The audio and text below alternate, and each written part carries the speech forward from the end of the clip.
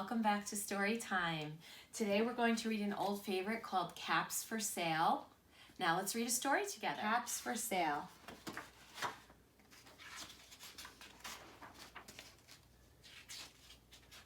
A tale of a peddler, some monkeys, and their monkey business. Once there was a peddler who sold caps, but he was not like an ordinary peddler carrying his wares on his back. He carried them on top of his head. First he had on his own checked cap, then a bunch of gray caps, then a bunch of brown caps, then a bunch of blue caps, and on the very top, a bunch of red caps. He walked up and down the streets holding himself very straight so as not to upset his caps. As he went along, he called, "Caps, caps for sale, 50 cents a cap." One morning, he couldn't sell any caps. He walked up the street and he walked down the street calling, "Caps, caps for sale, 50 cents a cap." But nobody wanted any caps that morning. Nobody wanted even a red cap. He began to feel very hungry, but he had no money for lunch.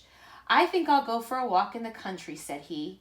And he walked out of town slowly, slowly, so as not to upset his caps. He walked for a long time until he came to a great big tree. "That's a nice place for a rest," thought he.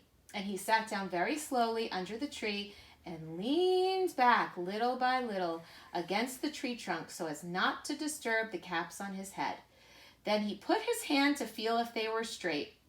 First his own checked cap, then the gray caps, then the brown caps, then the blue caps, and then the red caps up on the very top.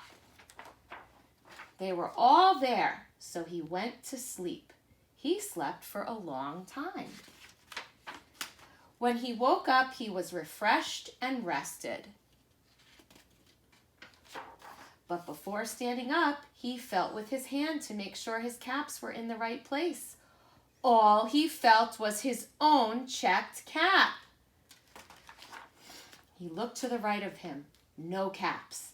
He looked to the left of him, no caps. He looked in back of him, no caps. He looked behind the tree, no caps. Then he looked up into the tree, and what do you think he saw? On every branch sat a monkey. On every monkey was a gray or a brown or a blue or a red cap. The peddler looked at the monkeys. The monkeys looked at the peddler. He didn't know what to do. Finally, he spoke to them. "You monkeys, you," he said, shaking a finger at them. "You give me back my caps." But the monkeys only shook their fingers back at him and said, "Tss, tss, tss." This made the peddler angry, so he shook both hands at them and said, "You monkeys, you give me back my caps." But the monkeys only shook both their hands back at him and said, "Tss, tss, tss." Now he felt quite angry. He stamped his foot and he said, "You monkeys, you better give me back my caps." But the monkeys only stamped their feet back at him and said, "Tss, tss, tss." By this time, the peddler was really very, very angry. He stamped both his feet and shouted, "You monkeys, you must give me back my caps." But the monkeys only stamped both their feet back at him and said, "Tss, tss, tss." At last he became so angry that he pulled off his own cap, threw it on the ground, and began to walk away. But then each monkey pulled off his cap, and all the gray caps, and all the brown caps, and all the blue caps, and all the red caps came flying down out of the tree. So the peddler picked up his caps and put them back on his head. First his own checked cap, then the gray caps, then the brown caps, then the blue caps, then the red caps on the very top. And slowly, slowly, he walked back to town calling, "Caps, caps for sale, 50 cents a cap." Thank you for reading Caps for Sale with me.